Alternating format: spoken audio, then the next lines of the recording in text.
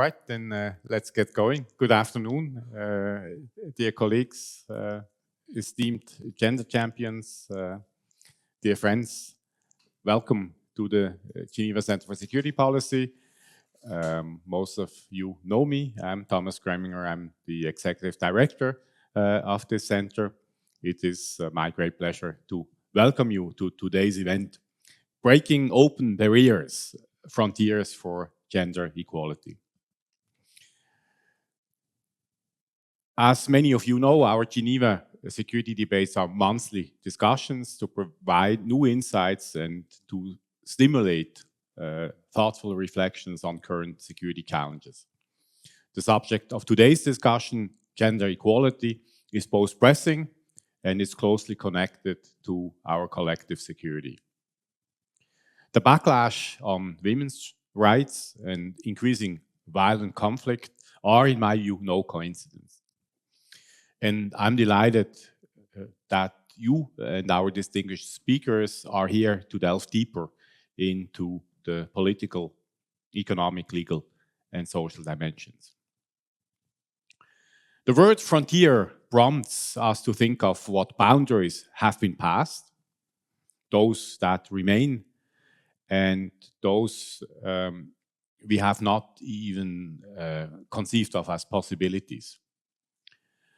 On the one hand, feminist movements have expanded our perceptions of what is possible in the context of peace and security, to move beyond a narrow approach to conflict prevention and peace building, and to recognize the structural and the social factors at play. On the other, the path to achieving women's equal human rights that was laid down during the Beijing Declaration and Platform for Action in 1995 has still not been realized, and neither has the Women, Peace and Security agenda. We are instead seeing backsliding both in rights and representation. As Secretary General Guterres stated in September, gender inequality is on full display in the UN General Assembly Hall during UNGA. That's a Guterres quote. Less than 10% of speakers during the general debate were women.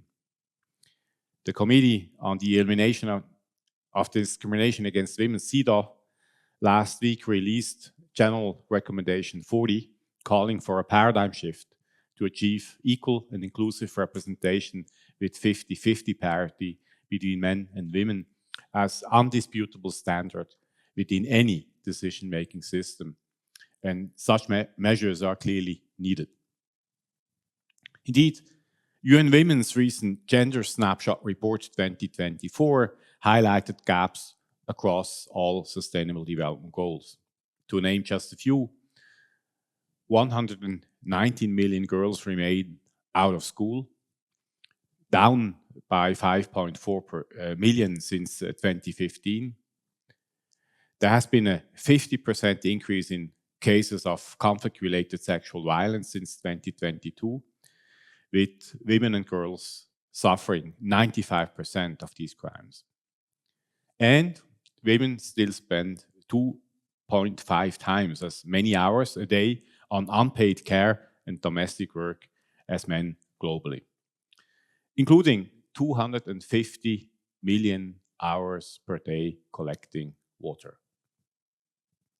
Today, on International Day of Care, I must highlight the deficit in care infrastructure here in my country, in Switzerland, which contributes to the perpetuation of gendered stereotypes, the gender pay gap, and women's limited career opportunities. We need an urgent political, cultural, and economic shift to rebalance this for the benefit of families, organizations, and society at large.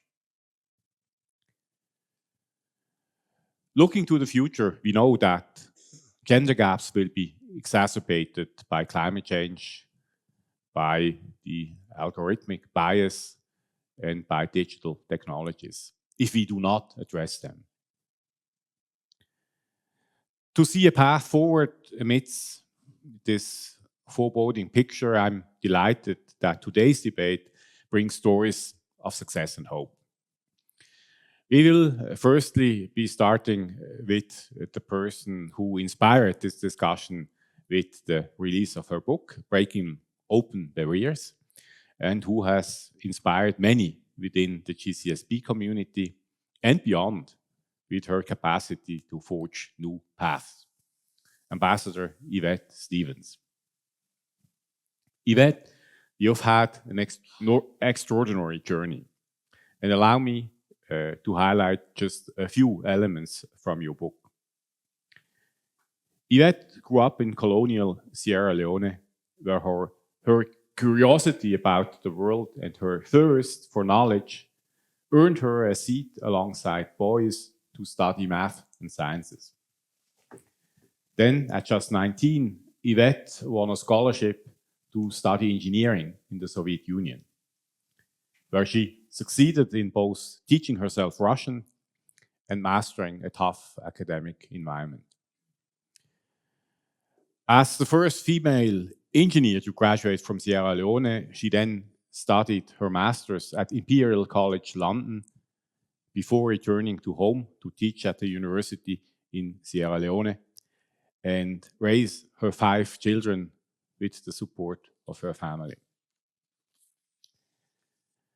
6 years later, Yvette was recruited by the International Labour Organization to work on technology for rural villages, something that spoke to her values and to her expertise. However, the decision to move to Geneva as a single mother was not an easy one. Exceptions were made initially for her mother to accompany her, but once her mother left, and I understand partly due to the lousy weather here, she managed frequent field visits by leaving a freezer full of food, post-it notes throughout the house, and phone numbers of friends and colleagues.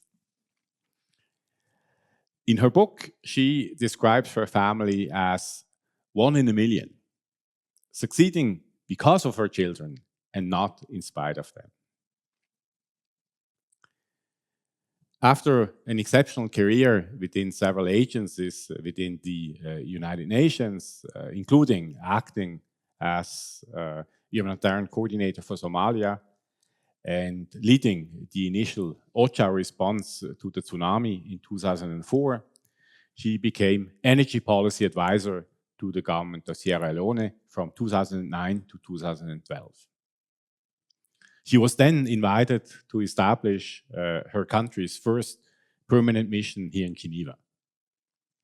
She served here as ambassador for 6 years and led many agendas, including child early and forced marriage, persons living with albinism, lethal and autonomous weapon systems, and the Buenos Aires Declaration on Women and Trade.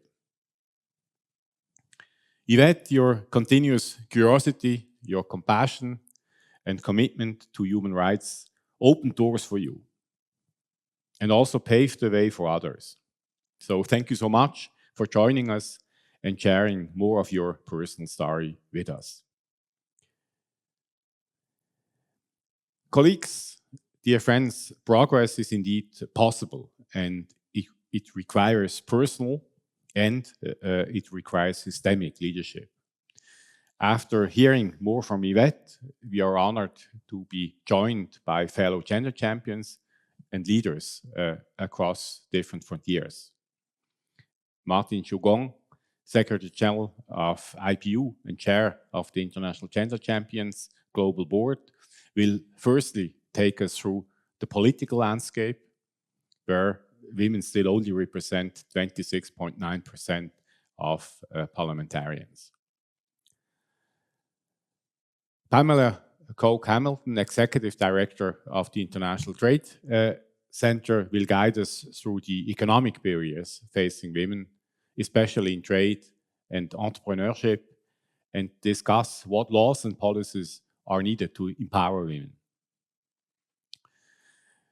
Professor Christine Goodman of Pepperdine Caruso School of Law will share how legal frameworks can address intersecting forms of discrimination, as well as research on bias against women attorneys and bias in digital technologies.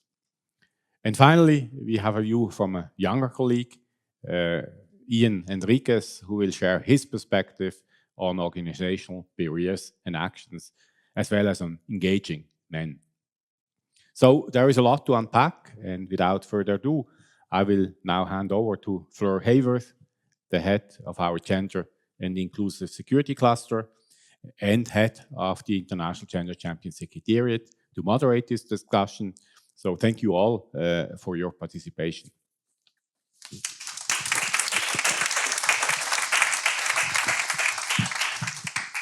Thank you so much, Mr. Ambassador Gramminger. And so, without further ado, Yvette, we've heard some highlights from your book, but there is clearly so much more to unpack. And I was particularly struck by your quote, "Voice of the voiceless," to describe your life's mission. You've gone above and beyond what's expected of you. And so I'd wondered if you could start by telling us if there are any early experiences that shaped this mission, this life's calling that's led you to overcome so many barriers. Yes, let me start by when I was very young, maybe at age 6. The major source of our information on world issues was the BBC. And there was a little box that was in the side of the sitting room. It was called the diffusion box. And we would sit there and listen to news from the BBC and hear so much about this world outside our surroundings. And it was then that I got interested in the first place on what was happening in the world. I mean, where some people were suffering, and I thought to myself, I wonder what one could do to help in this regard. I was then a little child in colonial Africa, in far away, far removed, and I couldn't figure out how one could make a difference. But I promised myself I wanted to. And what I did was that I kept praying when there was bad news. Now, another thing that happened during my childhood was that the whole independence struggle started to unfold in Africa. Starting in 1957, when Ghana gained independence, and I still remember we were all very happy singing, "Ghana is the name." It was really quite, and for us children at a tender age, this was great. And we followed, and we were following all the independence movements, the struggle for independence. We became a bit politically charged, listening to all what is happening in all the other countries. And when my country got independence in 1961, I was thrilled to actually go to Parliament and listen to the debates of some of our eloquent speakers. And I always said to myself, I wish I could also be as eloquent and speak like that with that voice. So all that I had, I mean, when I was growing up, I also belonged to literary and debating societies, both at school and outside. And we debated, you will not believe it, that in 1961, we were debating the situation of women in the United Nations. And one of my friends, who is now Justice Abdul Koroma, is now justice at the International Court of Justice. When we saw each other the other day, we just laughed because we knew that all these things we debated whilst we were still going up. So this is the background I had. And so when the opportunity came to join the UN, I said, yeah, there we go. You know, I could probably do something. Fantastic. Thanks so much for the opening to get us into your story. So I just have one request from the technician. I think you're like me and you talk with your hands, but he needs us to keep the mics really close so that he captures the sound. So I'm falls to that too. Yes. So what I'd like to understand a bit more is through your career, you talked in your book about some of the practical barriers you faced. Could you share any light on any of the social barriers, any sexism, any misogyny, and how you tackled that, how you responded? I must admit that I did get the admiration as the first female engineer when I first went back home. But even if the male counterparts were very patronizing, though I resented this at first, I found that got me the support of male colleagues, and I took advantage of this because there was I, a newly qualified engineer, and there were these men who had been working years as engineers, and I thought that because they thought that I needed so much help, they did give me, I must admit that. Of course, there were some cases of misogyny, if you would describe it as such. The institution of engineers in the first, they immediately made me secretary of the institution of engineers. And I thought I was a bit flattered, and then I realized that they wanted a woman to do all the job of a secretary. But I accepted that because I always, every time I'm put in positions where people think that you're put there because you're who you are for whatever reason, I always try to take advantage of it. And this was what happened. As secretary of the institution, I could do a lot of things. And of course, there are cases of misogyny. Like some of the male members of the institution, if I addressed a letter to them and I didn't have their title right, they would raise such an issue. And also, when I was teaching at the university, my head of department was keen to actually play me down. I mean, I would have my lecture in a room and he would be sitting there and he would refuse to leave the room, and he said, I am head of department, and I would be so embarrassed in front of the students. And that case, I didn't let it go. We went as far as the principal of the college, and somehow the struggle continued with him until I left the university to come to Geneva. But interestingly enough, whilst I was in Geneva, he came to a meeting in Geneva. He invited me for coffee, and I thought, should I go? But then I agreed. And then he said to me, this was very interesting. He said, I always liked you, but, you are you are too aggressive, and that was the problem. So again, and then he said, so I think that's a familiar story. I really liked you, he said. I said, well, okay, that was a strange way of showing that. Anyway, I find that for women to be recognized, they have to work much harder than men. Unfortunately, this is the case even up till today. People tend to close their eyes when men make mistakes, but when women make mistakes, you see, we told you so. There they are, they can't handle this. So it's interesting, Anna would say, I met my last, Gerald Valza, my late boss, a week ago at the lunch for retired civil servants. And he said to me, and I was introducing him to somebody, I said, meet my boss, my old boss. And then he turned and he smiled and he says, Yvette, you were always your own boss. and he meant it positively. He was a nice person and he accepted that because I made sure that if I was given a task, I had to do it so well that my boss had no complaint. But other bosses have not taken too kindly to that. And again, it's always, aggressive Yvette, So basically, it didn't always bode well. I find that for women, as I said, need to work very hard. In Geneva, most challenging for me was actually being competitive while single-handedly raising 5 children. And my strategy was never to give my family responsibilities as reason why I could not perform. Rather, I strove to find solutions. I knew from my experience at the Appointment and Promotion Committee that supervisors use the excuse that family responsibilities would make women undesirable in posts that required actions in emergencies. And I decided I was not going to let them tell me that, so I have to do whatever it takes to be able to perform equally. The racism that I encountered were quite subtle and entrenched. For instance, particularly in one organization I worked, where I was the only Black woman in the senior management. I think Gerald knows this.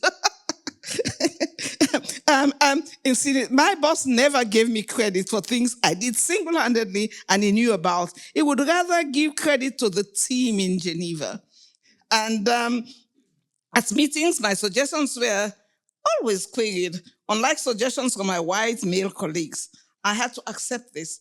With my experience in 6 different UN entities, I find out that in the entities where the composition of the senior management was diverse, it was easier for the staff under them to work and get the credit that they deserve.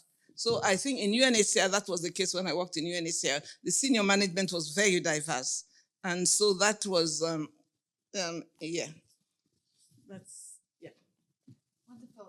So you've spoken on a lot of the women's leadership courses that we've run here, and this mindset of turning challenges into opportunities clearly comes through. And at the same time, some challenges that still exist today are more systemic barriers, right? And we see there are intersecting forms of discrimination that do limit the number of women that can reach leadership positions in politics and diplomacy. What are your thoughts on how we can overcome those barriers? In my opinion, I would say that biases against gender and race. Women still face challenges in combining first of all, their family and work lives. From childhood, children still grow up believing that there are defined roles for women, such as cooking, cleaning, and childcare. I must admit I was a bit guilty of that too with my children. So parents do have, even toys are selected by gender. So parents do have a role in changing attitudes. Many women make it professionally at the expense of raising a family. The lack of childcare and old age support facilities make it difficult. But this does not have to be the case. The problems the provision of these facilities for women would make it easy for them to be able to address and perform equally as the men. Also, some of the new issues that are being taken, like not only looking at women and giving maternity leave, but also extending paternity leave when it is known that men too could also be absent at the rate of, I think that those things would help. Thanks so much, Yvette. I'm going to ask one more question before opening it up to you all to ask questions. So if you have one in mind, start to formulate it, and I'll turn to you before we move to our next part of our panel. So Yvette, I've got one final question for you. Thomas mentioned it in his opening remarks. We've seen progress. We've also seen backlash. What do you think we need to do to embed change within organisational structures and really try to make sure that we don't slide back again? I do believe that we possess all the instruments to achieve equality for women. Every time we start from scratch, we come out with the same recommendations. And all these, and then we are happy when countries report that they have passed legislation and they are applauded. But the situation of women has not changed much. After 30 years, almost 30 years after the Beijing Conference for Women, we need to applaud countries, organizations based on concrete results, not on their proclamations, their legislation, or what they have on paper. I also believe in affirmative action. I think affirmative action is required to change the status of women.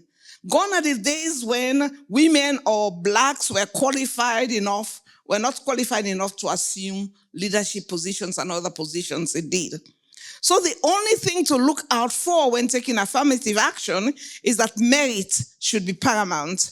I remember the case in UNHCR when I was made chair of a permanent committee to look at the status of women in the organization. And Madam Ogata appointed me in 1994. And as chairman, we had this task to look at how the status of women could be improved in the organization. And one of the tasks we had was to look at how the percentage of women in the professional women should be increased from 20% to 30%. This was a tough deal because it was within a year we had to come with results.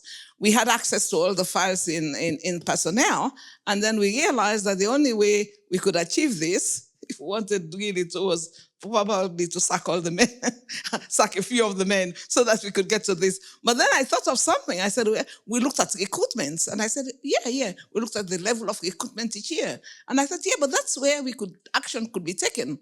But then when I had to debrief the senior management committee, I thought they were never going to take what I was going to suggest because I had been given this task and I had to come up with something. So I said, Madam Ogata, we have looked at this. It was a committee. We have looked at all this.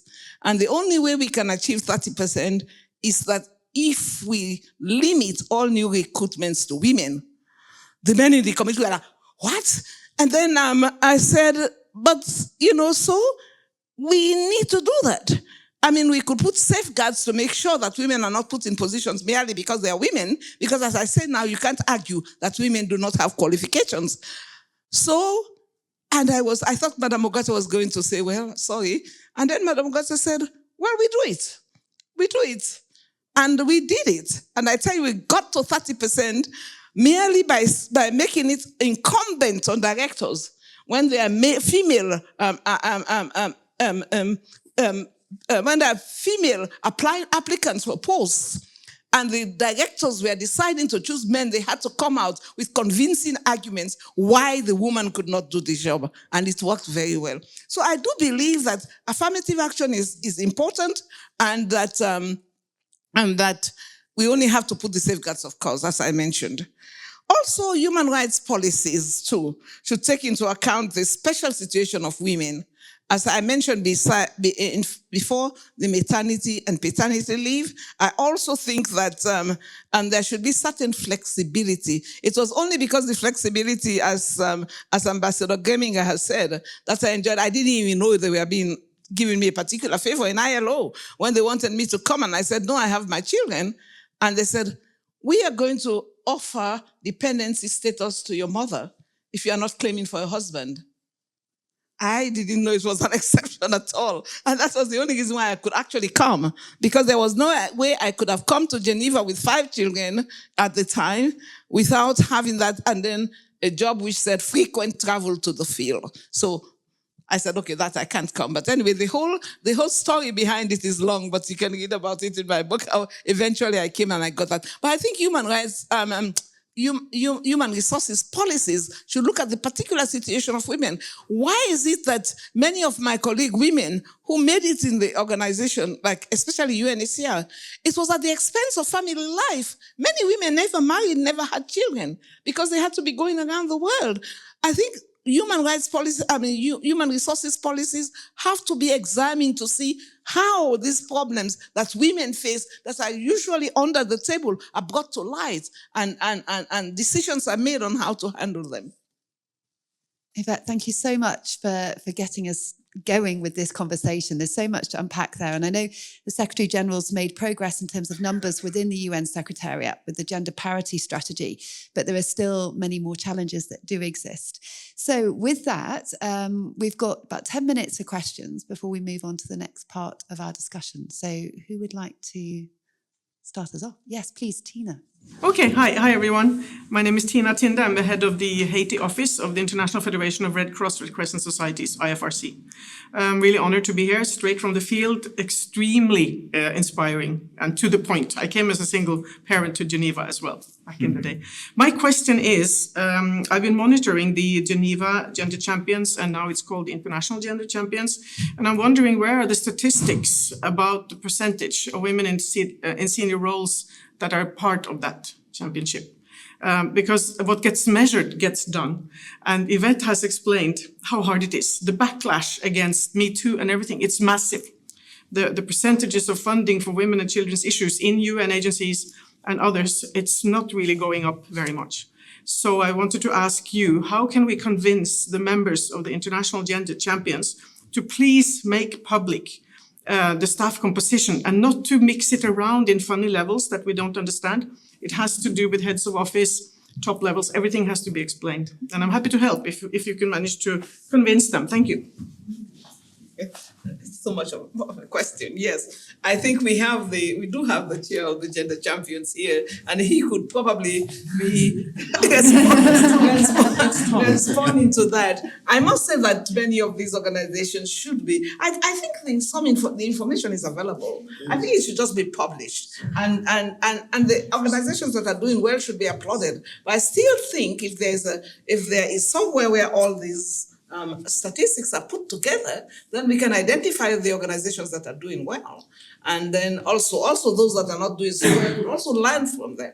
So again, I think that would be something that would be helpful.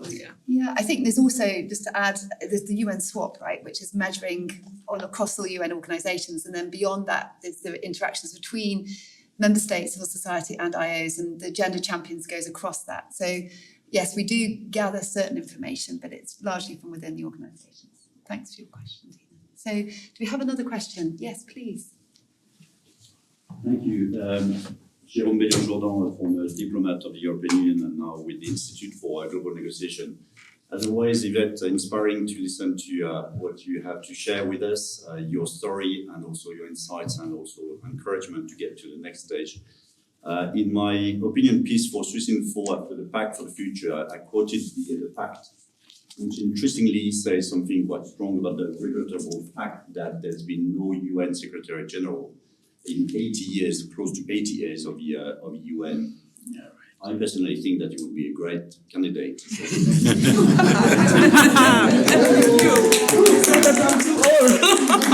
And you seem to have some supporters here, so that may be the start of your campaign. But what the UNSG also said to the Committee of States the same week was only 10% of the state leaders in New York were women. So I think we have a long way to go. My question to you would be, what is it that can be done, ought to be done, to change the mindset of men when it comes to gender? I'm a father. I was born as a mother. I'm the father of a daughter. I think we are all connected to a mother, and also sometimes also our fathers.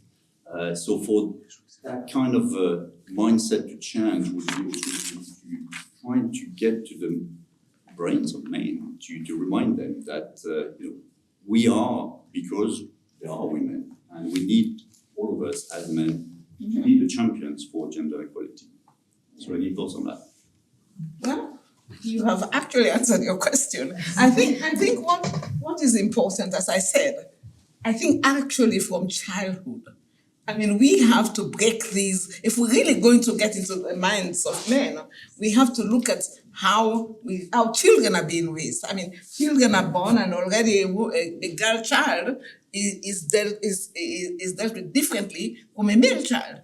Within a family, the boy child thinks that, I am the one who has the machines, the toy cars, my sister has the dolls. So all of these things are so important. It has to be ingrained, because I think for as much as I said, I was guilty of this myself a bit, because when I was growing up, when my children were growing up, I gave like the cooking rolls to the girls until the boys themselves, because it became a competition, so they wanted to be a part of it. And then themselves, in their own free will, joined the competition to cook. But I think all of this we have to, it's ingrained, and also another thing that we need to do more of is to showcase success stories of women. I think there are many women that have risen and have done well, but we do not do enough in terms of showcasing those achievements that women have reached, in spite of the fact that so for girls growing up, this is very good to get to know that a girl like me could actually rise to these positions, and that would help a lot. I mean, for men, as I say, we need to have some gender training for men too. Thanks so much. And your book is, I mean, as you say, role models. It's a proper testament to what can be achieved. And so I'd encourage everybody who hasn't already got a copy to get a copy from Yvette. So we have time for one more question if there are any. Pauline, yeah, please. Thank you. I'll try to speak loudly. I hope you can hear me. I'm Pauline Mukanza, and really been an honor and privilege to formally serve the International Gender Champions.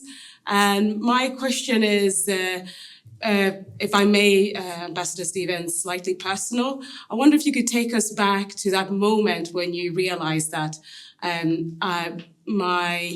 my identity as a single mom of color for 5 children is not going to identify. When did you really realize that I want to use this position as an opportunity to propel me forward? Thank you. I suppose I could not give a specific moment when I felt that. When I came to Geneva, and I saw, and I actually felt that women were sort of looked at differently. I mean, is this poor woman, and whatever. And I decided I would never make anybody call me this poor woman. And that's what I was trying to make. I said, you have to stand up and make sure that all the problems you have, you keep them at home, you have sleepless nights, but when you come to the office, you make sure that nobody blames you for not doing whatever you're supposed to do because you have children at home. So basically, it was quite an effort, and it involved a lot of work to do it, and a lot of but it does work. And one thing also I think is very important for male colleagues too is that you have to make sure that you work so hard that you beat them. And once you get the respect of men, I believe me, once you get the respect of men, you're okay. Yvette, you've given us a lot of food for thought, and I'm sure distinguished panel that's following you will have some thoughts to pick up as well. So thank you so much. If I could invite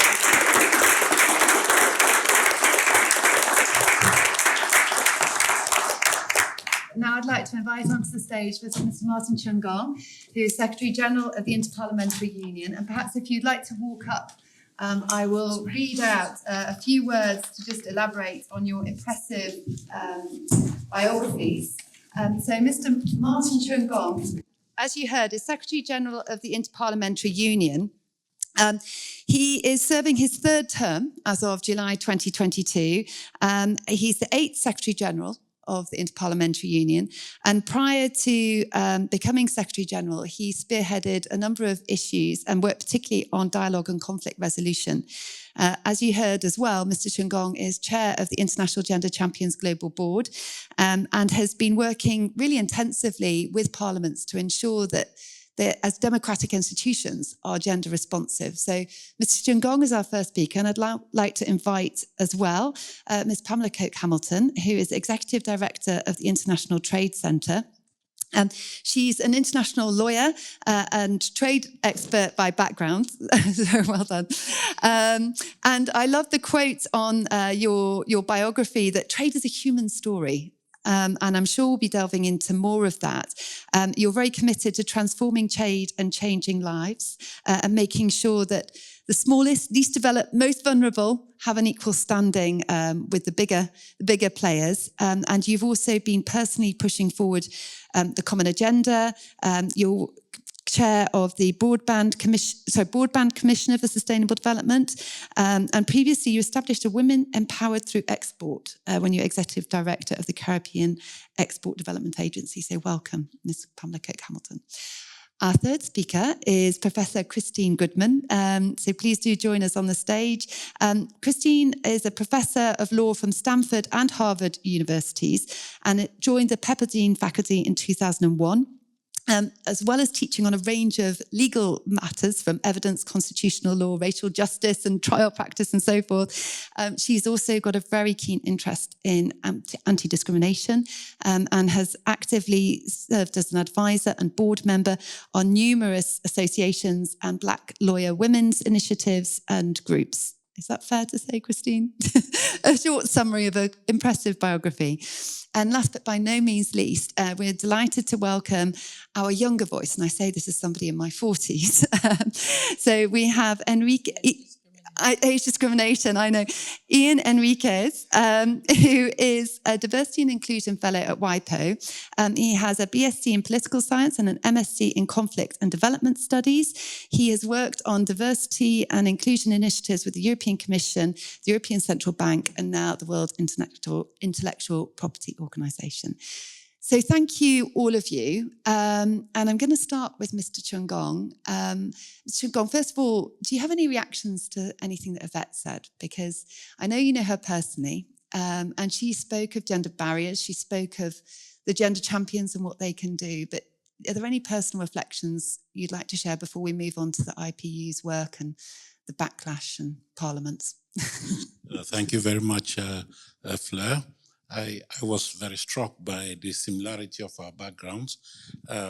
Yvette coming from a very modest family in Sierra Leone. I coming from a modest family in Cameroon. But what struck me was the fact that growing up in conservative Africa, gender equality was something that was ingrained in our family. we did not receive special treatments, like you said, Yvette, because we're boys.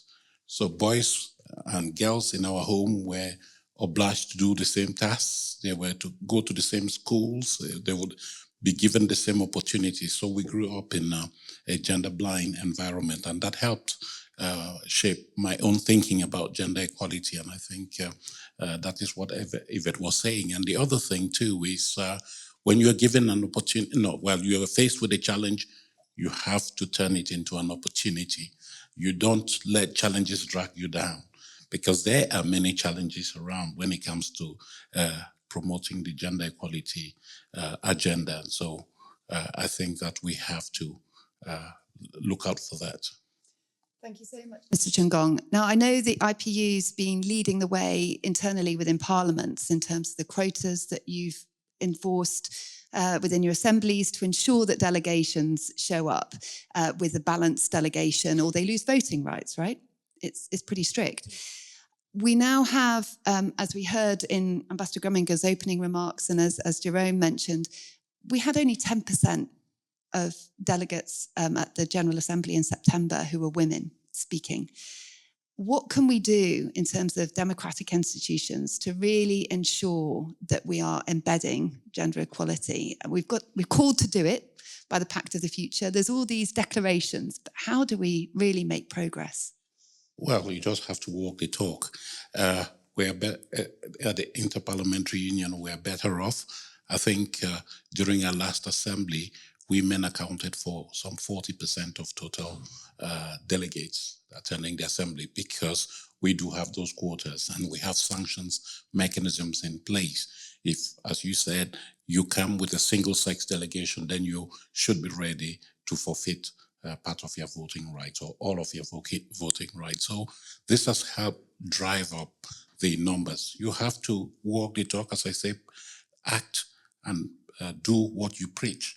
So the institution itself that is promoting gender equality has to be gender sensitive. And of course, there are incentives that you need to take, but you also have to, as Yvette was saying, you have to go down the path of affirmative action, because it's not a favor we're doing women, for instance. It is a recognition of the fact that the playing field is not level. We need to level the playing field so that women can become ready, can achieve that critical mass when they where they can now be competing on an equal footing with men. So that is what we're trying to do at the IPU, showing that we are a gender-sensitive institution. And you wanted statistics. In the IPU, when I sit around the table during senior management meetings, I'm in the minority. I think about 65 to 70% of my senior management that are women. When I joined the organization, women tended to occupy the general services positions, but now they're up there in the hierarchy. I think it's a conscious effort that we as gender champions have to make in our institutions, because we do have within ourselves the capacity to make that change. It is not just a question of advocacy, but go ahead and do it. Yvette, you mentioned the proposal you made to Mrs. Ogata, and she accepted. We have to be bold enough to say, no, it is not on that women still lag behind when it comes to holding senior positions in organizations. There's no excuse for that, I think. It used to be that we would hide behind the fact that women were not educated, but she did engineering, a male-dominated environment. So that's one thing. Then going to Parliament, and I want to use Sierra Leone. I think it was last year or a year before, when finally we got the Sierra Leonean Parliament to pass a quota law. We had been working with that Parliament for years, and we said, you have to have a 30% quota for women in elective positions. And there, you cannot miss it. You know, you have that to make sure that each time there is a position at the electoral level, women are able to occupy 30%. Many people don't know, but what happened in Rwanda, I must take some of the credit for. When, following the genocide, they were preparing a new constitution for Rwanda. I spent hours on the phone with the then Speaker of the Transitional Parliament, because we're going through the draft constitution with a fine-tooth comb. And we made sure that in that constitution, there was strong provision for gender equality. And today, I think the results are there for all of us to see. So you have to work with people, and you need political leadership, commitment, first of all. We're talking about parliaments. All parliaments, most parliaments do have the capacity to make law, legislation. They have the capacity to hold the feet of government to the fire. They have the capacity to allocate budgetary resources. We want them to display that political will to make use of those powers that they have to make a difference. Sierra Leone did it with 30%, right? Parliament was the one that did it. Rwanda did it. So it is something that it's normal, it's ordinary. We just need to muster political will at the parliamentary level, but also at the level of political parties. Because we have seen political parties, in spite of the establishment of quotas and affirmative action, are willing to be penalized rather than put women in positions of leadership. So again, we need to work on them as gatekeepers to the political environment to make sure that there's that commitment to promote gender equality. So, and then I want to say this, it's more than just numbers.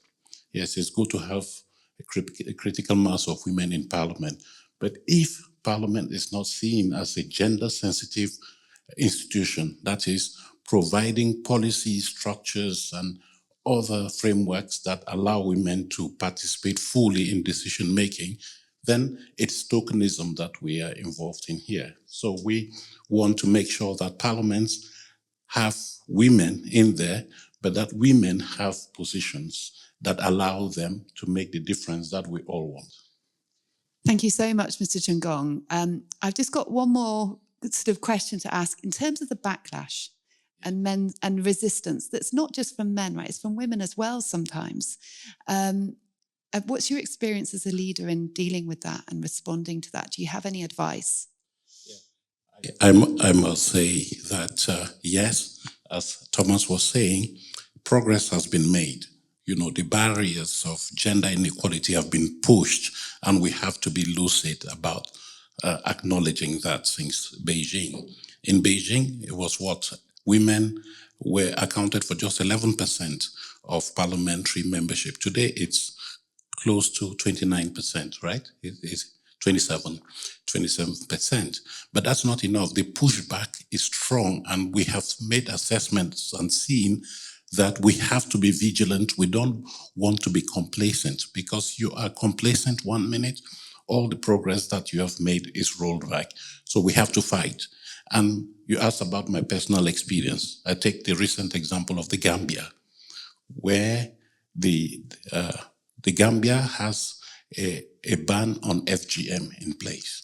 And some members of parliament wanted to repeal that ban, but we came out and said, no, it's not on, because first of all, it's against human rights. Secondly, you are creating a precedent, because there are many other countries that were just watching what was going to happen in the Gambia. And so we had to push back on this pushback. And I must say that we succeeded with some fighting to take place for that matter. And so that's an example that I want to give, to say that we need to be vigilant every twist and turn. Otherwise, everything that we have fought for over the past, next year will be 30 years of Beijing. All the progress that we have realized, those barriers will come back in place, and then we'll have to start all over again. And it will be like the myth of Sisyphus. You go up the hill and the rock comes down again with you. Mr. Chungong, thank you so much for sharing some of the political insights. I'm sure we'll come back to you. So at this point, I'm going to turn to Ms. Pamela Kirk-Hamilton. And if I pass you this, perhaps we pass, yeah, thank you.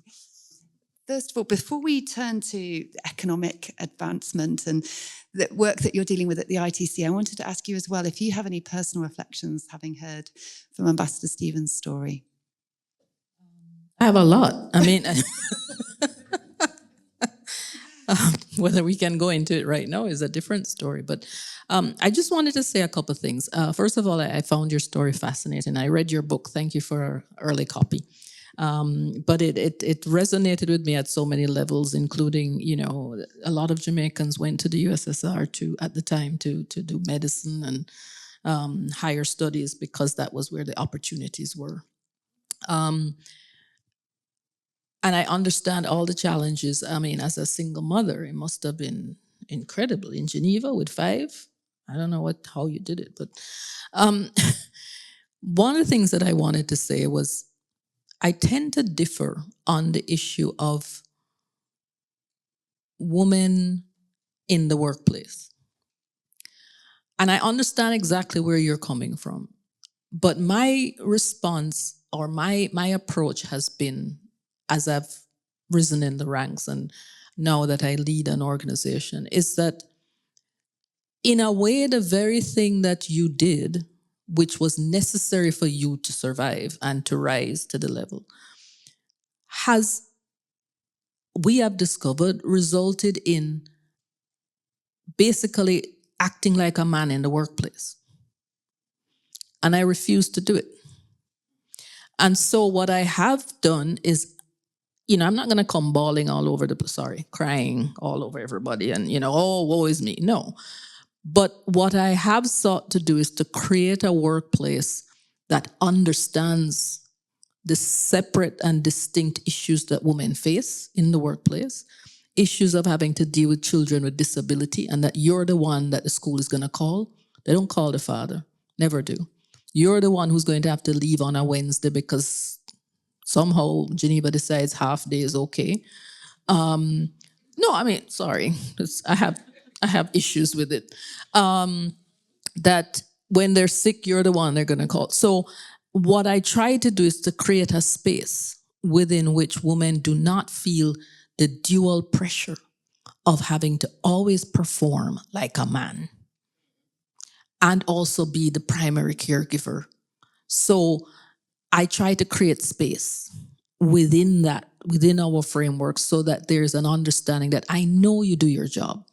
I know you're kick-ass, but I also know you need this space to be able to do what you need to do.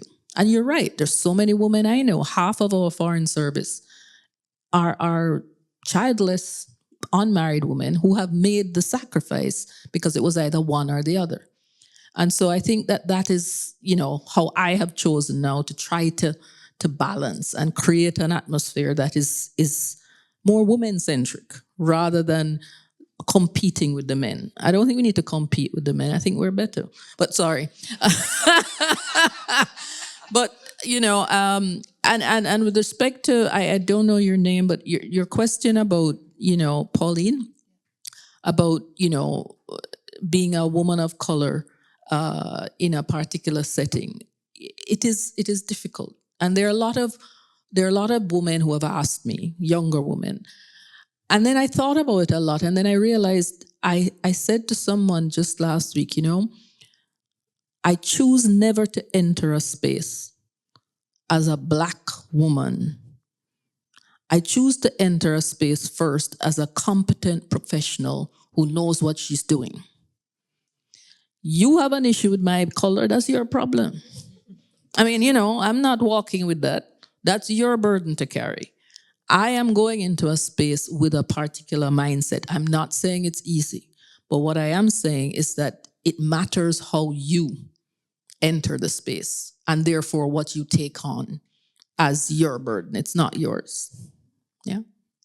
Thank you so much. I think there's some really inspiring words there. And I think the only thing I'd nuance is, from my perspective, to say it's parental. Yes. And really the next step is really trying to say it's the parental leave for men and women and all genders to be able to take on those responsibilities. I agree completely. The problem is that I know men who've now taken paternity leave and they go and hang out with their wives and do nothing. But that's another story. We won't get into that. That's another story. But, so perhaps we come back to the ITC. And, Yes. Let's go to the economic issues. Let's go to the economic issues. And so, we know that there are barriers to all genders. Yeah. But I've wondered if you could elucidate a bit on the economic barriers for women, particularly women in trade and women entrepreneurs. Sure. I mean, I think it's clear that women in trade or women entrepreneurs are going to face very different variables. And the fact is, men, because it has been a man's world for such a long time, have dominated most exports, most trade, and most entrepreneurship. But what we found is now 20% of firms, 1 in 5 firms, are run by women. Major barriers: access to finance. It is still the case that when a woman walks into any kind of financial institution, she walks in at a disadvantage, simply because of her sex. If she walks in with a man, she will more likely get it. It's the reality. And so what we've been trying to do is, through various programs, is develop access to finance modules that address the specific issues that women face and have a kind of carve out for women in that space. And I know many countries have started doing it. I think Sierra Leone is one where they've carved out a space for women to get funding from development banks that are specific for women entrepreneurs. The second issue is digital connectivity. In this day and age, you cannot be a successful entrepreneur if you're not connected. That's the reality, unless you're just selling jams down the street. But the truth is, if you are interested in being connected with a world market, you have to be online. You have to be connected. You have to know how to utilize the tools of connectivity to ensure that you're able to meet the demands. And so what we're working on as well is how do we enable women to make that not just connectivity, but also utilize e-commerce, utilize fintech. That's another aspect of financial access. How do we ensure that they have a presence on the web? I remember one fellow, we were doing a fashion show and we invited them down from Europe. We were in the Caribbean at the time. And the guy says, you know what? I don't know any of you. You don't exist. Because none of them were online. And so he didn't know, he couldn't Google them from there. The third, I would say, is the issue of gender-responsive public procurement. We've launched a campaign on that, and it comes back to the issue of carve-out. It's a $13 trillion market, $13 trillion. Women get less than 1% of that market. So one of the things that we've done, we launched a campaign with UN Women at the CSW earlier this year to get countries to begin to carve out a specific percentage, even if it's 10%. Some countries have already done it, for women entrepreneurs or women businesses to access the public procurement market. We talk about, what's the word you were using? You had a very good word, tokenism. And that's what I find a lot of the gender discussions are, a lot of tokenism, where we say things, let's include, but there's no tangible action that shifts the needle. The GRPP will shift the needle. Because if you earmark 20 or 30% of your public procurement for women-owned businesses, and it's controlled by government, so governments can make this decision. They don't have to negotiate with anybody. If you can do that, it fundamentally shifts the opportunities available. And then the fourth and final one, I would say, would be the issue of cultural norms. We can't you know how it is. You're talking about cooking and so on. I must admit, I'm one of those girls who threw away the dolls, right? I didn't like them. They were always naked. My sister's dolls had clothes, but my dolls were always naked and one foot was gone. And I was outside climbing trees and playing with the boys because that's what I like to do. But the good thing is my mom never minded. She never forced us either way, you know? But you're right, there's still very clear sometimes in cultures, gender roles and gender requirements. And I think that is one of the first things that you need to lift, that requirement that you be a certain way. And also looking at ownership of land, because it's the biggest form of collateral and so many women do not own property or have access to title. So that's another area, but I'll stop there because I know they're... I think that's a really good overview. And we've just had the Women Business and Law report that's published annually, and they're also measuring this progress. So in terms of laws and policies, you mentioned government procurement, you mentioned land ownership. Is there anything in particular in terms of laws and policies as we move on to look at laws in a bit more detail with Christine? Is there anything else you want to add about what changes we should see? It's really those ones. Yeah. Oh, sorry. I thought we had moved to Christine. No, I was saying one of the laws that we need to look at is how do we ensure that women are able to be included in wills, included in ownership of property, enabled to own businesses, enabled to have a bank account. You know, there's so many areas, the fundamentals, you know, that would allow women the same access and opportunities and ease of doing business that men have. Yeah. I think those would be the fundamentals, because if you don't have systemic change, nothing changes. You know, we just paper over the top, we have a veneer, but underneath, if you don't change the variables in banking, in the legal system, in, you know, access. One of the big things for me was COVID. 64% of the women in COVID almost lost their businesses. Domestic violence went up 45%. 45% in 1 year. Why? Because of the direct linkage between women's economic empowerment and lack of power. And so for me, women's economic empowerment is one of the most powerful things we can do to address the domestic violence scourge. I'm not saying it's a panacea, I'm not saying it's solving everything, but it makes a difference.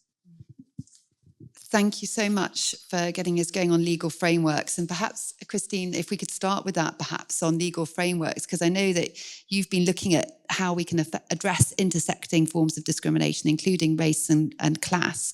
And I wondered if there's anything that you could share around reforms that you've seen working well. Sure. Thank you.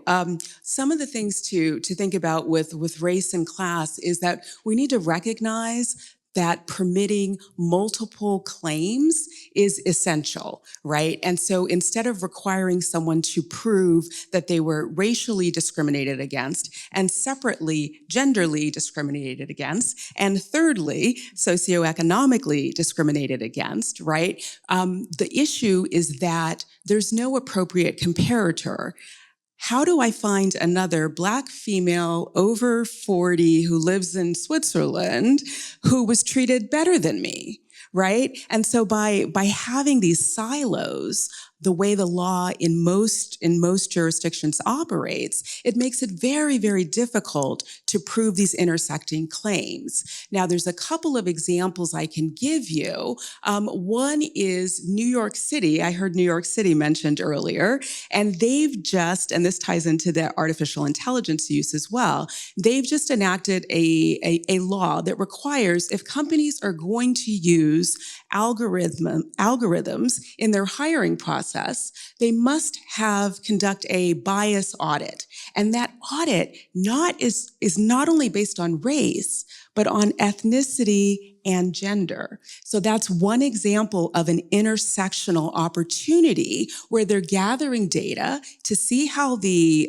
outcomes are coming forward, so they can adjust the algorithm, or at least let people know we're using this algorithm and it kind of discriminates against women or women of color. So if you want to come work for us, you know, that's on you. So that's one example. Another example is in South Africa. In their Employment Equity Act, they actually allow, they have a prohibition against multiple forms of discrimination. So you can be charged with discrimination based on race or class or social status. So there are a number, and they specifically list discrimination on multiple grounds as being actionable. It's one or more grounds. So that's one of the explicit recognitions of the importance of building into the legal structure and the legal environment the intersectional debate.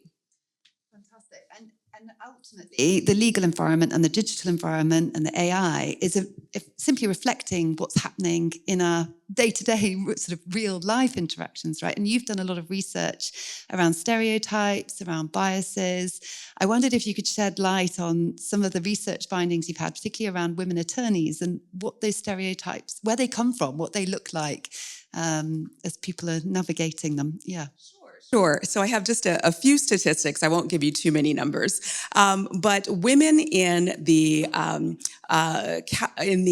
United States legal market have increased their representation in the legal field by 400% in the last four decades. So we have substantially increased our numbers. Now we're still at 37%, though we're 50% of the population. With judges in the United States, about half of, at the very low level, a quarter as you go up, 8% as you go up. We have 4 women now on our Supreme Court out of 9, which is great, and 2 of them are women of color. With attorneys, they start out about equal. We have more women than men in law school entering classes, but as you rise up through the ranks, we see attrition take its toll. We see families take their toll. At the very highest ranks, it's 4% women. And that's only 2% women of color. So there's a substantial drop-off. Now, what I've learned from the EU, we also have about, in terms of judges, about 1/3 of the lower court judges are women. And then again, it drops as we go higher. But one interesting fact is in the common law countries, they have the lowest level of female participation, whereas the civil law countries, including some former communist countries, have the highest levels of female participation. And then how do women feel about all of this? Well, again, the research I did a few years ago in the United States showed that 85% of women in the legal profession perceive that they are experiencing gender bias. 85%. 2/3 of them feel that it's coming from their clients. 3/4 of them get it from opposing lawyers that they are litigating against, operating against. Half feel it's coming from their supervisors, and 1/3 from their peers, from their colleagues. And so there is a lot of concern about the implications of this gender bias. Now, we've heard from our other panelists about some of the manifestations of this bias, and I'll give you just a couple more. The maternal wall is what we've heard about, right? You can't get over this wall if you're a mom, and we have different ways of dealing with it. I used to bring my 5-year-old son to faculty meetings if they had them at 5 p.m. I go pick him up from school, give him some crayons, and unfortunately, he was well behaved. So they said, oh, we can always do them at 5 because Chris's child is well behaved. No. That was not the example I was trying to set. Yes, reward good behavior with more faculty meetings. Yeah. That did not work. Another thing is the prove it again. So again, you mentioned, I did a great job, but that's the team. That's not just me doing it. So I have to prove it again. I have to do it again and again and again. And I have to beat the men over and over and over again. And then another point is the tightrope. And can I just stand up for a minute? So you know what a tightrope is? When you have to walk, that's what women have to do. If I go too far this way, then maybe I'm dressing too flashy, right? If I'm too far this way, I'm too maternalistic, right? If I'm too assertive, I'm aggressive, and I'm an angry Black woman, right? And so I have to back off. So that's that tightrope on so many different levels, so many different planes that we really have to be concerned about. There's also the, honey, can you help me? Right? Or you get the coffee, you take the notes, right? All of those things are some of the other manifestations. Thank you so much for taking us through this. And what we're seeing as well is that this is, as we started to discuss, going to digital technologies and AI. And I wondered if you could elaborate on some of the harmful norms that we need to think about for the future of how this bias could become embedded and how we can mitigate it. Sure. So there's so many levels upon which artificial intelligence technologies can result in biased outcomes, but I'll just give you 3 quick ones. The first is history, and I'm talking about large language models that rely upon large volumes of data. Often that data is mined from the internet. So historically, women have not had the same positions of power. We have not had the same access. We were not president of the United States. Right. There's always a chance.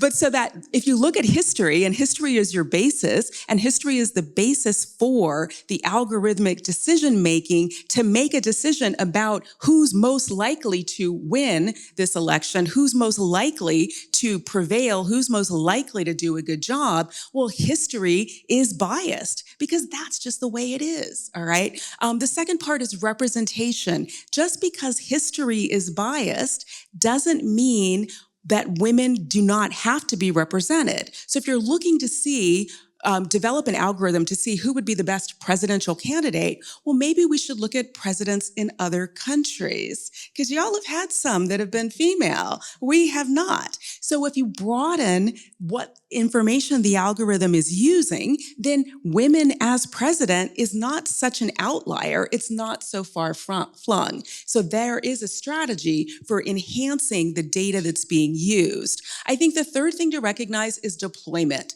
The way that the algorithms are deployed sometimes often contributes to gender bias issues. One example is facial recognition software.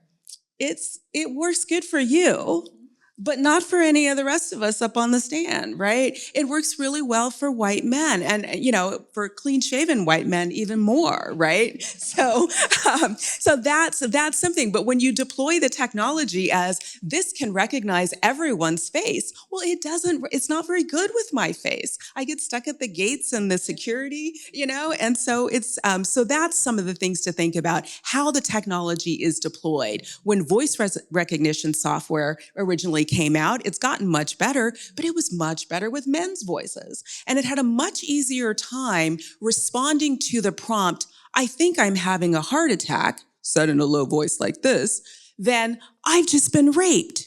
It didn't know what to do with. But heart attack was something, because what's the issue? We need more women designing these technologies. We need more women training the algorithms. We need more women doing the auditing and the post deployment auditing to make things better. So those are 3 areas: history, representation, and deployment bias, that have a substantial impact on the representation and the outcomes for women.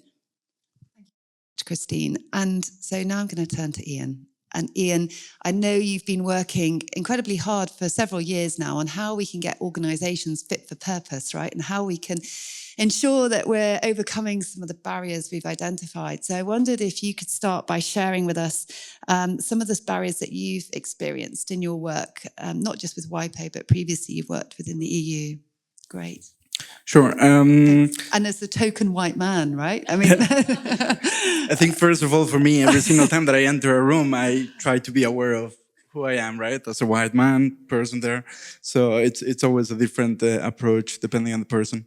Definitely something that I always reflect about the work on gender diversity and inclusion in all the organizations is that I see every kind of actions or policies as an iceberg. So you have on the top or the surface level, actually what the organization is claiming to do or say that they're doing, right? But also the format policies, like for example, flexible work arrangements.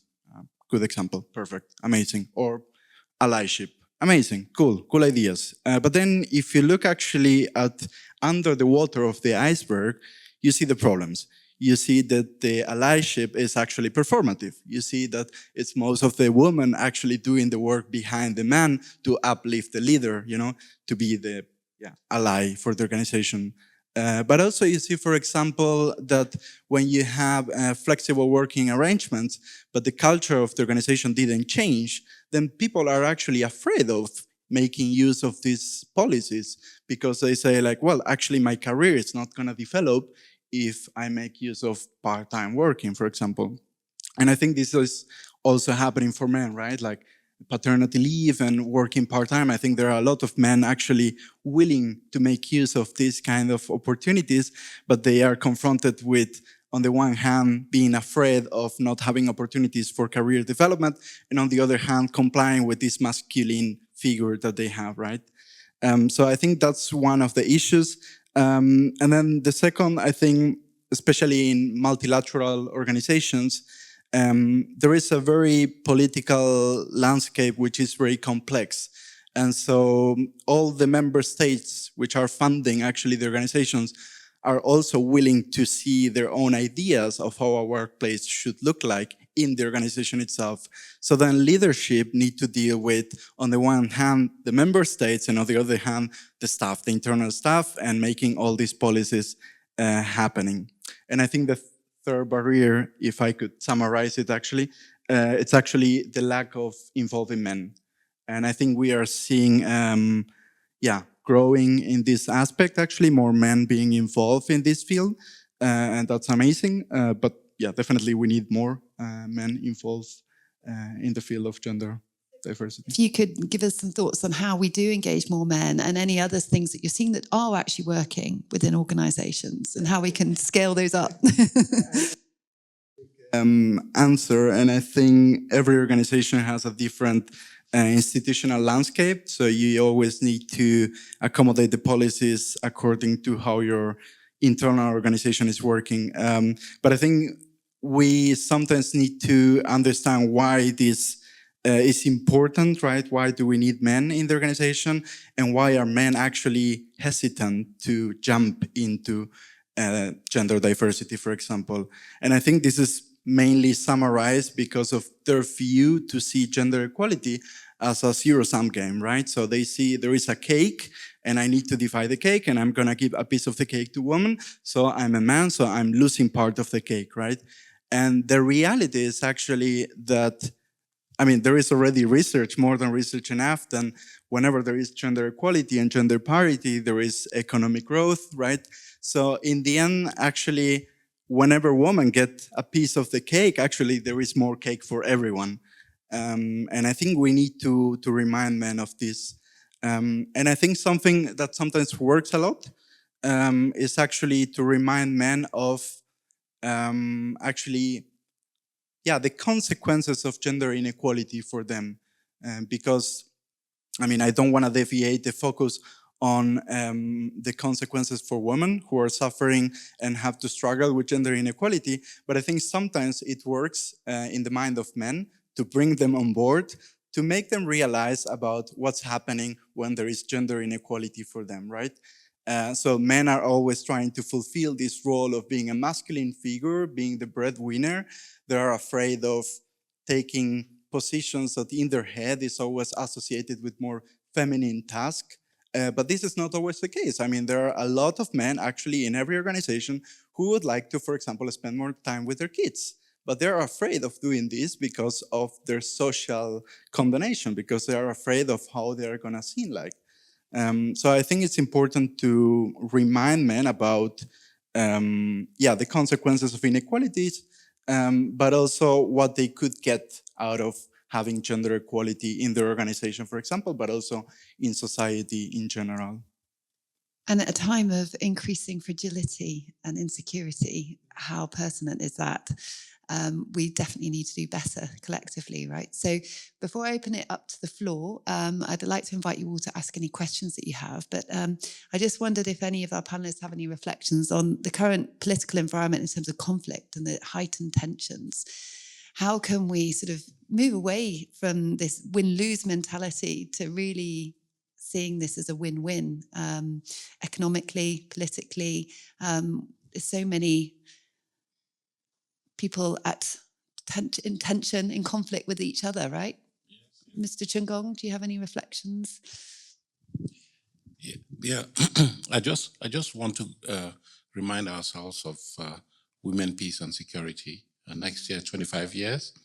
And when we look at the conflict landscape today, it strikes me that women are not being sufficiently involved in peace processes. And for me, it's a matter of grief.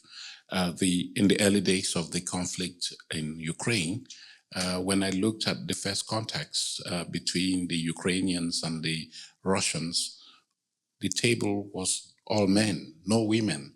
So, and yet we all say that conflict disproportionately affects women and children when compared to men. So how come we're discussing the welfare of this sizable segment of society and not having the women present there? And that's one thing. And another thing that really for me is a matter of grief is the fact that, yes, there is violence against women across the board, right? But those women who are involved in the political life of their societies come in for greater violence. And that is something that, for me, has the potential to drag women down. The fact that, women feel that the politics is not a safe space for them anymore on account of the psychological, physical, economic violence that they experience across all regions of the world. It is something that, as we reflect on what it is that we need to do to give a boost to our gender equality commitments, I think that we need to address this. And there is evidence out there. You look at the number of women who have held leadership positions, but who have stepped down. Is it because they like to step down? No, it is because they have come under pressure from society just because they have sought to exercise their right to contribute to governance in society. So for me, it is important that we address these two issues, how women relate to peace processes and also how we can help create a safer space for women in the political environment for them to begin to feel safe and contribute effectively and efficiently. Thank you so much for bringing those two really important issues up, Mr. Chungong. So with that, I'm going to open to the floor. Probably got time for 2 or 3 questions. Yeah, please. I'm Rita French. I'm a fellow at the GCSP and the former Human Rights Ambassador for the UK. So very rich and interesting debate and discussion. I'm struck between the Yvette and Pamela discussion about how women should operate to succeed in an organisation. And I say this because one of the organisations I worked in, a report was compiled by men in the organisation, and it was titled, "What Does Success Look Like?" Many men at very senior positions were interviewed to talk about, this is how you have to behave in the organisation, this is what you should do, i.e. behave like a man. And then all the men in the organisation, have you read this report? It's great, it's great. And I said, actually, I'm not sure. I don't like this. I mean, it's great, we've got statistics which shows what is happening, but the challenge is you've asked the wrong question. It's not how do we women behave in the workplace to succeed? What are the mechanics, the plumbing in the organisation, which is failing the women, preventing them from succeeding? And that is really important kind of lesson, because it is around culture and mindsets. And the decision makers, there may be men at the top. So how do we get that mindset to be opened up? And I think that's the challenge. And we've heard a lot about laws and quotas matter, they make a difference. I agree, they're a necessary step. They're not sufficient, because those alone is not going to change that cultural mindset that is operating. So the question kind of for all of you really is, how do we enact that cultural change? And then Blair, just picking up on what you're saying about the world today and what is happening and what can we do and how we respond. And for me, I think about when there's a crisis, existing cultural norms break down. So these kind of gender norms and other norms sometimes do break up. Women are stepping up, they're going out, they're feeding the family, they're doing other aspects, So how do we use the fact there's a crisis, a challenge, as was said earlier on, as an opportunity? So how do we think about our policies, our humanitarian donations, others to say, in each of these decision-making processes, men and women will be at the table. There'll be inclusive decision-making, or there may be other solutions. So I think I'm just kind of keen to test out from the panelists, kind of how do we change that cultural mindset, both kind of within our organisations, but also trying to deliver peace and security around the world. Thank you so much. So that's a very substantive question to get us going. Is there any other question? And perhaps take those 2 and then we'll come back. Thank you. Thanks, Kiki. Yes, hi. Thank you very much. I was reflecting a lot. Ambassador Yvette's story, it's kind of similar to what you were saying, even though you're a male, but she's a woman and all that. I was just thinking, based on the last speaker, there is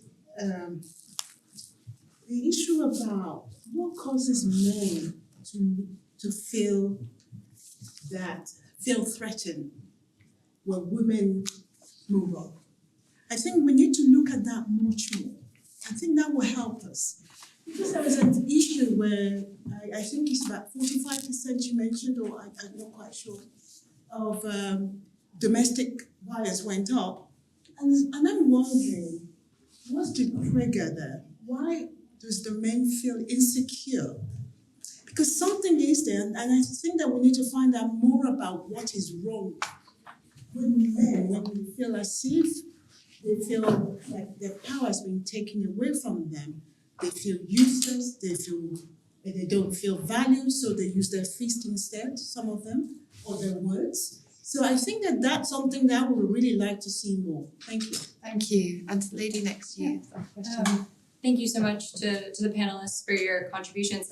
My curiosity is about sort of this next generation of men that's coming up in the workplace. I'm a young professional hoping to kind of go into the international security field, and one of the challenges that I think Gen Z is facing is that masculinity looks different, right? And so genders perform different, and gender in the workplace will continue to evolve. And so question to the panelists is, what happens when discrimination fundamentally looks different? Because the gender performances may have evolved to an extent, but that sort of parity issue and the equality issue is still going to be there. The difference is that it might be practiced in different ways. And so you can kind of get into this false sense of security that, oh, well, if the gender performances are changing, then women will be more accepted in certain ways, but maybe not so much in others.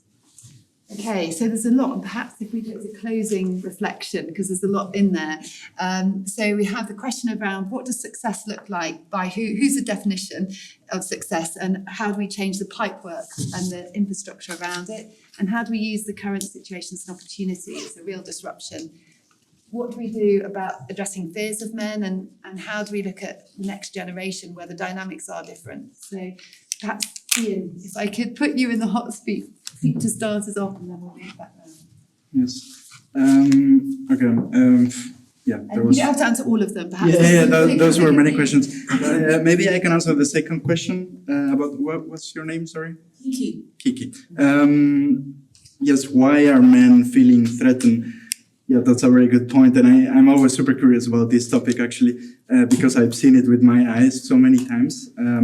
And I think there are many studies where they see, when you interview men, they see a correlation between the decrease in discrimination against women, and in their view, it's also an increase in discrimination against men, because they feel threatened. And why? Because actually they've been in this higher status in society, right? That actually they do not see their privilege. So it's a blindness. I think someone talked here about blindness, because that was the default in the system, right? So when this is the way you were raised in, and it was the default, and you normalize actually this higher status, then you try to defend this status. That's a normal, natural way that a lot of men are trying to keep their status. So, of course, they feel threatened, they feel nervous, and they try to actually prove their masculinity. So, and this is for me also one of the negative consequences of inequality, is that men feel the pressure to constantly perform their masculinity, and they try to reassure this masculinity in different ways, sometimes by exercising power, indeed, but also in other forms, also within the workplace, Yeah, that's a very interesting topic. I think we need to indeed try to deconstruct the masculinity ideal of men, and also, try to make them realize actually why they have this privilege. Because then whenever you have this conversation with men, they will try to legitimize actually their status by using meritocracy or own effort, etc., right? Because if for them, they acknowledge that being in this status in society is actually unfair, it's actually a very uncomfortable position for them to realize that, actually it wasn't my own merit, but it's because of the structures in the system. So this is something that we need to work on and deconstruct further. Yeah. Thank you so much, Ian. Yes, I'll try to get as much as I can. Part of it on the issue of developing standards that are developed by those who replicate success is this idea that more diverse teams will actually be more effective in designing standards, in accomplishing goals, in making money. And so another way to approach that sort of report would be to do sort of a counter report using all women. These are the successful. Oh, good for you. Good for you. So that's one thing to think about. In terms of the how do we deal with conflict and all of that, I always start with assume goodwill the first time. Right? Assume goodwill the first time. Let me explain to you why. Let's have a conversation. Let's talk. The second, the third time, no. Then we're moving on to something else. Yeah, I'm not sure. So I'm thank you for on the why men feel this way, but I am very hopeful with the younger generation. And I told you about my son, and he's grown up with gender parity in so many different ways. He has a very different attitude, he and his generation, than many other older, more experienced people. What we see in the workplace is many people want to work from home. Many people want flexibility. It's no longer a gender maternal thing, right? And so that is slowly changing the culture. What we do find though, with law students particularly, my male law students are in the minority in most of my law school classes, and some a significant minority. When they get to the law firm, they're about 50-50, but then they learn from their superiors. They learn from the senior partners how women are treated, how it emasculates you if a woman does better than you, and those sorts of things. So that's, I think, where we need to make a change. And one program that we did with the National Conference of Women Bar Associations in the United States is called Good Guys. Guys overcoming obstacles to diversity is what GOOD stands for. And we have a Monday morning checklist. Here are the things you as a senior male in an organization can do on Monday just to try to avoid reinforcing stereotypes and generalizations and to start championing women. So there is a website for that, but that's my suggestion. I think we'll be going to that website. Yeah. That's great. So final words. Thanks very much. Thank you so much. Does this work or should Yes, yeah, I think you're fine. Hello. Yeah. Don't need the Okay, we Oh, don't need it. okay, that's great. Whatever. Okay, great. Okay. Thanks so much. What you've raised is very important. I think the issue of culture in any setting, changing a culture requires, first of all, an agreement that it needs to change. If you don't have that, you're just basically running against the treadmill. Any major movement that causes change, whether it's a civil rights movement or any other movement, it has to have, one, the agreement, two, the recognition from the powers that be, but three, also a willingness to understand that sacrifice has to be pushed and made, and it has to be consistent, and it has to, be unrepentant in its demand. Because other than that, I've found that nobody cedes power willingly. Just, we'd like it to be that way, but it's never happened. And then that goes to the issue of men. It's not unique to men. Anybody who is in a position of power, whether it is by race, whether it is by class, whether it is, I come from a very classist society, any set of people who feel that they're going to lose, and it's a zero-sum game, and it's binary, will actively resist. And so the way to be able to address that is to show how they actually benefit from this change, how this change can actually empower them and future generations. That's the most effective way I've found to engage in healthy change. My son, I have a 24-year-old son, Gen Z. His approach to life is fundamentally different from his father. And the way he sees women also. And I shouldn't say anything, his father was actually very good, I must admit. But no, he was one of those Renaissance men. But the fact is that my son, the way he sees women is fundamentally different from Gen X. The problem we have is that women have also changed. And the demands being placed on young boys by women is frightening to me. Social media has warped so much in terms of the demands and expectations of young men.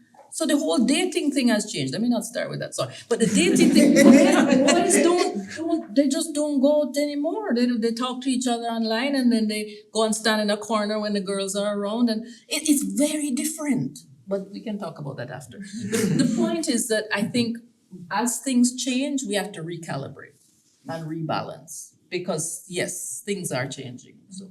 Thank you so much. Thank you. And so final word, Mr. Chungong. Oh, well, thanks. It's a privilege. I simply would say I agree with everything. And Pamela, I think you touched on a very important thing. It's not a question of feeling threatened. I think it's a question of feeling intimidated because the pressures are so high on the boy child today or the male person that, they are under pressure to deliver. And I go back to this expression that strong men should not be scared of strong women. I think the two are complementary. And, I keep this analogy where you have two eyes and you decide to see with just one eye is one that is very appealing to me. You need their two eyes to see accurately. So that particular point. And secondly, I think that we need to recognize this problem and seek solutions. And it comes with education. I mentioned my personal experience where I grew up in a household where there was no difference between the boy and the girl in terms of their sociological roles and everything. And I think that education has to start there. And secondly, the language, the gender equality language has to be measured. Sometimes, I'm sorry, maybe I'm not politically correct here, but it sounds very aggressive and intimidates a lot of men. I heard Yvette say that she was appointed chairman of that commission to look at gender equality in HCR, right? You did not say chairwoman or chairperson or thing, you said chairman. Those things, some women would take issue with that. It has to be a chair lady or something. So that language has to change. Not change, it has to be measured if you don't want to be seen to be aggressive.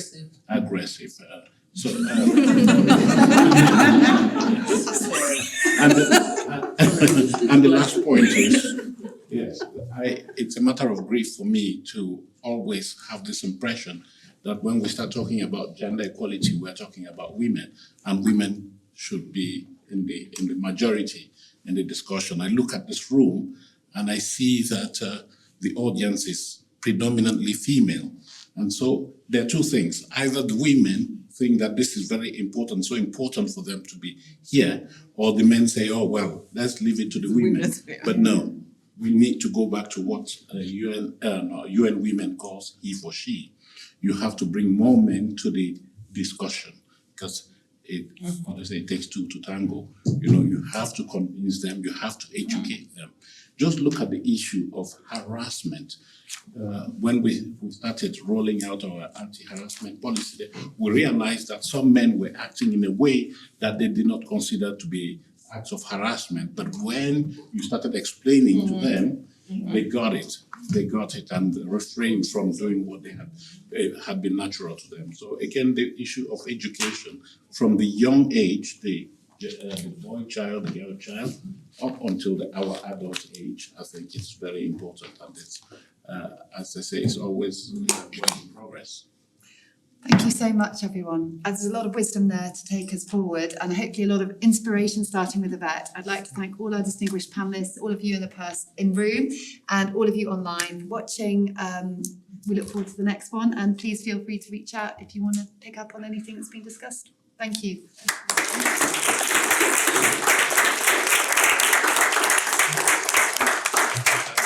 Thank you, Flo. Thank you, yes. Thank you so much.